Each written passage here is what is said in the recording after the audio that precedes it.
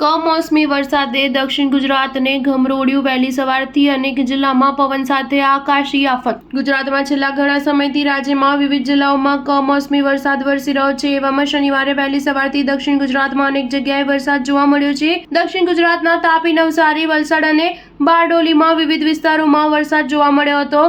તાપીના વ્યારા શહેર અને તેની આસપાસના વિસ્તારોમાં શનિવારે વહેલી સવારથી ભારે પવન સાથે કમોસમી વરસાદ જોવા મળ્યો હતો। આ સિવાય શહેરના મુસા રોડ અને મિશન નાકા વિસ્તારમાં પણ ભારે વરસાદ વરસ્યો હતો। જિલ્લામાં છેલ્લા 2 કલાકથી ભારે પવન સાથે વરસાદ વરસી રહ્યો છે। જિલ્લામાં 2 કલાકમાં વરસેલા વરસાદની વાત કરીએ તો નીઝરમાં 4 મિલીમીટર, ઉચ્છલમાં 1 મિલીમીટર, સોનગઢમાં 16 મિલીમીટર, વ્યારામાં 11 મિલીમીટર, વાલોડમાં 6 મિલીમીટર, કુકુરમુંડામાં 6 મિલીમીટર, ડોલવણમાં 4 મિલીમીટર વરસાદ નોંધાયો છે। આ સિવાય નવસારી શહેરમાં આવેલા મંગોડિયા, ઇટાડવા સ્ટેશન રોડ સહિત અનેક વિસ્તારોમાં પવન સાથે વરસાદ નોંધાયો હતો। કમોસમી વરસાદના કારણે કેરી, ચીકુ સહિત ડાંગરના પાકમાં ભારે નુકસાન થયું છે, જેના કારણે ખેડૂતોને રોવાનો વારો આવ્યો છે। આ સાથે જ વલસાડ જિલ્લામાં પણ વહેલી સવારથી જ ગાજવીજ સાથે વરસાદ વરસ્યો હતો। આ સિવાય ગુજરાતના દરિયા કિનારાના વિસ્તારોમાં પણ પવન સાથે ભારે વરસાદ જોવા મળ્યો હતો। ગુજરાતના સુરત શહેરમાં પણ વહેલી સવારથી વાતાવરણમાં ફેરફાર જોવા મળ્યો હતો। સુરતના